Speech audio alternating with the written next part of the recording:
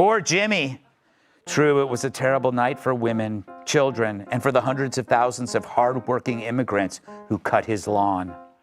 It was a terrible night for women, for children, for the hundreds of thousands of hardworking immigrants who make this country go, for healthcare, for our climate, for science, for journalism, for justice, for free speech. It was a terrible night for poor people, for the middle class, for seniors who rely on Social Security, for our allies in Ukraine. Jimmy Kimmel's a loser. I do Jimmy Kimmel. I did him a lot. Yeah. And he'd be standing on the sidewalk. Oh, sir, may I bring you in?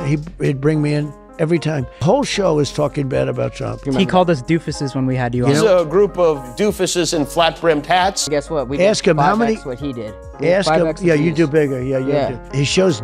Jimmy Kimmel has just been hit with a shocking $500 million lawsuit from Donald Trump, a move that's left Hollywood stunned. While the lawsuit itself makes little legal sense, Greg Gutfeld has taken the opportunity to turn the courtroom chaos into pure comedy. With razor-sharp wit and biting irony, Gutfeld dismantles Kimmel's smug late-night persona in what feels less like commentary and more like a televised reckoning. He doesn't just poke fun, he exposes the cracks beneath the polished surface. For those who thought Kimmel was untouchable, this moment proves otherwise. It's not just satire anymore. It's Gutfeld, delivering the roast no one saw coming, and doing it with precision that only makes the spectacle more unforgettable. Incredibly brave to take this stance after you've made $300, $400 million not being woke, right? Loving Donald Trump, exploiting the mentally ill, wearing blackface. Look at the crop of woke comics, whether it's Stern or Jimmy Kimmel, his BFF, Sarah Silverman, Joy Behar, Michael Ian Black. What do they all have in common? They wore blackface. And then...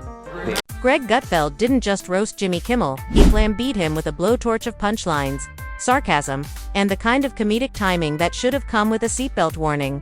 In the wake of Donald Trump's jaw-dropping $500 million lawsuit, a legal spectacle that made zero sense but all the headlines, Kimmel suddenly found himself in a double storm, a courtroom circus and a Gutfeld monologue that hit harder than his ratings have been falling. What Gutfeld delivered wasn't just comedy, it was a takedown wrapped in wit and served with a side of reality check. For the Academy Awards, I said how he's the worst host in the history of the Academy Awards, and this stupid guy goes up, and just before the Best Picture of the Year, the show is almost over. They're waiting for the Best Picture of the Year. He gets up and he says, and his wife said, please don't do it. Please, darling, don't go out. His manager said, don't do it. I have to do it. He goes out and reads my truth to the entire audience right before the best prime time, the Best Picture. And it said basically, he is the worst host in the history. He reads the whole thing. And then I think he said something like, ha, ha, ha, he thinks he bothers me or some crap like that. I said, he's one of the dumbest human beings ever. He should have listened to his wife. What a... The show opened like a firecracker. Gutfeld strolled in, smirking like a man who knew Christmas had come early. And this year, the gift was a $500 million legal bombshell dropped squarely on Jimmy Kimmel's desk. The irony, if it were a currency, Kimmel would be deeper in debt than the state of California. There stood Gutfeld, soaking in the moment, eyes twinkling with mischief like a kid who just watched the class clown get hauled off to the principal's office. The stage was set, the stakes were sky high, and Gutfeld was clearly ready to feast. It's got a review, and has there ever been a worse host than Jimmy Kimmel at the Oscars? His opening was that of a less-than-average person trying too hard to be something which he is not and never can be. Get rid of Kimmel and perhaps replace him with another washed-up but cheap ABC talent, George Slopanopoulos. Except in this case, the class clown was Jimmy Kimmel, and the principal, a known-sense judge holding a $500 million invoice. You could practically hear the glee in Gutfeld's voice as he tore into the moment with precision. He painted Kimmel as a man who'd spent years masquerading as an armchair psychologist, an amateur moralist, and a discount comedian, all rolled into one smug package. Gutfeld didn't just mock. He dissected, exposing the hollowness beneath the applause, lines and virtue-signaling monologues. Killer phrase was at the end when Kimmel said, you just don't realize it. Because you see, he's smarter than you, and he needs you to know that. And his ego can't bear that there's someone out there more famous and more influential than him. I got news for you, Kimmel. The last time you mattered, Bruce Jenner still had a penis. A man who somehow believes he's championing truth. All while hiding behind cue cards written by interns who think TikTok trends count as investigative journalism. Gutfeld didn't just pull back the curtain. He set it on fire and danced in the ashes. He zeroed in on Kimmel's identity crisis with surgical wit, once a mildly funny guy in a suit, now reduced to a bitter spokesman for the Church of Sanctimonious late-night lectures. And with Trump slapping him with a $500 million 0 cents lawsuit, Jimmy's carefully crafted image as comedy's moral compass suddenly had the durability of a paper straw in a hurricane. Jimmy's career peaked with busty girls on trampolines. Now the only boob we see is him. He once co-hosted The Man Show. Now he's sobbing like he just watched Steel Magnolias 3 days into his menstrual cycle. Here's another morose multimillionaire. Gutfeld shredded the illusion with gleeful precision, exposing how Jimmy Kimmel had transformed from a jester into a self-appointed judge, jury, and executioner, only to be legally bodied by the very man he built a career mocking. Then, in classic Gutfeld fashion, he twisted the knife with irony so sharp it could cut through Kimmel's cue cards. He marveled at the poetic justice. The man who constantly preached about misinformation and power abuse was now facing a reckoning of his own. It was like watching a cat get sprayed with its own water bottle. Comical, satisfying, and a little overdue. Gutfeld mocked how Kimmel once turned late-night TV into a therapy session for liberal guilt, only to now discover that accountability swings both ways, and Jimmy forgot his seatbelt. The audience once cheered him on like he was storming Normandy with cue cards instead of bullets. But now the self-declared war hero of wokeness found himself in a courtroom, scrambling to explain how weaponized comedy comes with real-world consequences. Who he thinks the people at fault are. The people at fault are Chuck Schumer, Nancy Pelosi, Jill Biden, Joe Biden, Kamala Harris, every elected member of Congress. The Democratic Party let that disaster happen. That is not a media failure. That is a Democratic Party failure. And only right-wing manufactured outrage who claims the media and the Democratic Party work as one have fused it into this. Oh, I have a few names to add. CNN, MSNBC, CBS, the town crier. Gutfeld didn't stop at Kimmel. He went straight for the audience too. Not the casual viewers tuning in for a laugh, but the self-congratulatory clapping seals who applaud anything vaguely anti-Trump like it's gospel.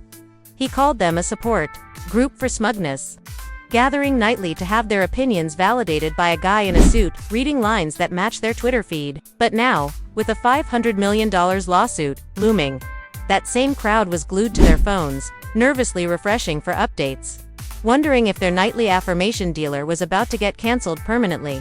Then Gutfeld did what only Gut can. He dragged Kimmel's past into the spotlight like evidence in a trial.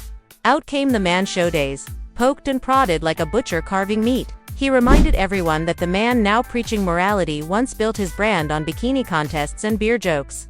He painted a hilarious image of Jimmy behind the scenes, mouth full of quinoa, frantically flipping through legal paperwork, dialing lawyers, and possibly Googling whether sarcasm counts as a defense in federal court or if crying on live TV can get you a mistrial. Rex, because they believe the media. And yet, we're fine, because we weren't brainwashed. We know the media's job is to lie, to create anxiety out of proportion to the actual threat, or no threat at all. Journalists really only need to give you one tip to manage stress, and that's stop paying attention to journalists. The image had the audience roaring because watching the mighty fall, especially a sanctimonious celebrity, is comedy that practically writes itself. But Gutfeld didn't just write it, he made it sing. Then he took the bit even further, imagining Kimmel's big day in court. No desk, no studio lights, no applause, just Jimmy, awkwardly standing in front of a judge, stripped of the clout and clapping seals. Like a tired rerun airing in a time slot nobody asked for. Gutfeld joked about whether Kimmel might try cracking one of his signature zingers, only to find out the hard way that courtrooms don't come with laugh tracks. Because once you peel back the cameras, the Twitter bots, and the nightly applause, all that's left is a guy who thought he was invincible. Trump decided to swing back with a $500 million legal sledgehammer. Gutfeld grinned, as he anticipated, the media spin cycle gearing up, likening it to a soap opera where, no matter the plot twist, everything still somehow ends up being Trump's fault even when it's Jimmy Kimmel who tripped over his own Watching Kimmel punchlines. cry.